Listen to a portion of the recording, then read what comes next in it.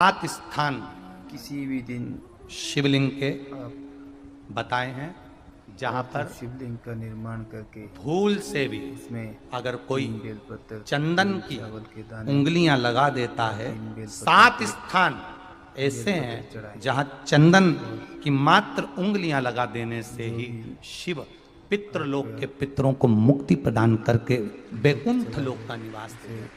सात स्थान, स्मृति में और वो सात स्थान जो चंदन के बताए गए, पहला भगवान देवाधिदेव महादेव के शिवलिंग पर चंदन का लेपन।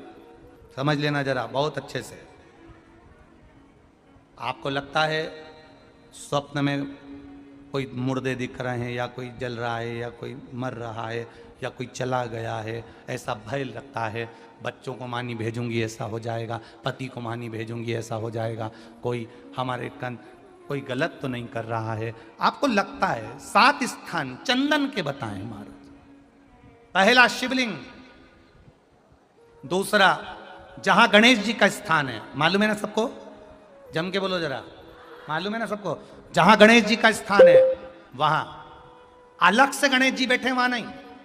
शिवलिंग में जलाधारी के ठीक सामने राइट में गणेश, लेफ्ट में कार्तिकेय, बीच में अशोक सुंदरी। तो पहला चंदन बाबा के शिवलिंग पर, दूसरा गणेश जी पर चंदन की उंगली, तीसरा षडानंद कार्तिकेय पर चंदन की उंगली, चौथा अशोक सुंदरी पर चंदन की उंगली, पांचवा जलाधारी पर चंदन की उंगली, छठा जो शिवलिंग का जल बह रहा है इसके ठीक विपरीत की ओर चंदन की उंगली, और सातवां चंदन नंदी के मस्तक के ऊपर जो 2 सींग लगे रहते हैं उस पर चंदन की उंगली। ये कब लगाई जाती है? या तो अमावस्या के दिन आपको लगता है कि हमारे पूर्वजों का उद्धार नहीं हुआ, हमारे पूर्वजों का कल्याण नहीं हुआ, कहीं अधोगति में कोई चला गया है, उसका बस एक बार, रोज नहीं जरूरत है, प्रतिदिन जरूरत ही नहीं, महीने में एक बार अगर अमावस्या के दिन भी आपने चंदन के थोड़ा सा चंदन अगर मेरे देवाधिदेव महादेव को 7 स्थान पर समर्पित किया है।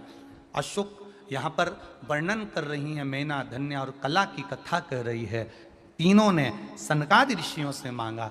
चंदन भगवान को अति प्रिय होता है, और चंदन ही एक ऐसा होता है जो पितरों को भी प्रिय होता है, जिसका स्पर्श मात्र लगने से पूर्वजों का कल्याण हो जाता है।